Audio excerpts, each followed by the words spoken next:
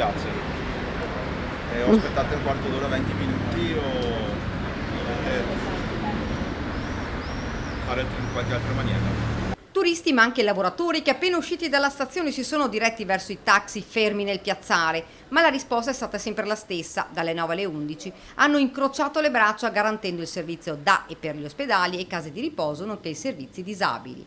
La protesta è chiara. Vogliamo l'eliminazione o la riscrittura dell'articolo 10 del DDL concorrenza, che ci penalizza fortemente perché farebbe entrare nuovi vettori nel nostro settore. Il problema reale adesso vogliono aprire selvaggiamente il nostro settore, vogliono mettere tutto in mano alle multinazionali che alla fine sfrutteranno questa occasione, che per loro è un'occasione. Una situazione insostenibile, ci dicono, così non ci permettono più di lavorare. I tassisti chiedono al governo di eliminare l'articolo 10 dal decreto legge. I nostri costi di gestione sono triplicati da 20 anni che sono fuori, il traffico, tutto un insieme di cose che non ci permette di lavorare bene, hai capito? Noi ci siamo adeguati, abbiamo app, qualsiasi un cliente può chiamare con l'app, abbiamo una centrale, abbiamo sistemi di GPS, ci siamo organizzati e abbiamo sempre seguito quel che è stata l'evoluzione della tecnologia.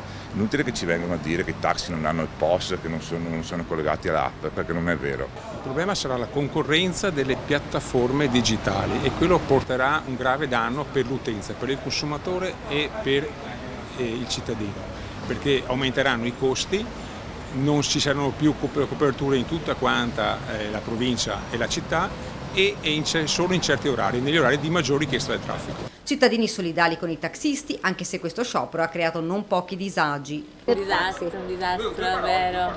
Dovete prendere il taxi, niente. Eh sì, dobbiamo andare a lavoro. Taxi fermi, allineati, pronti a tornare sulle strade allo scoccare delle 11, ma questo, dicono, è solo un primo capitolo della protesta. Continuerà la protesta dopo l'incontro con la Bellanova, con la viceministra di ieri sera, finita tardi alle 19, non siamo riusciti a bloccare lo sciopero indetto già oggi e comunque domani si vedrà.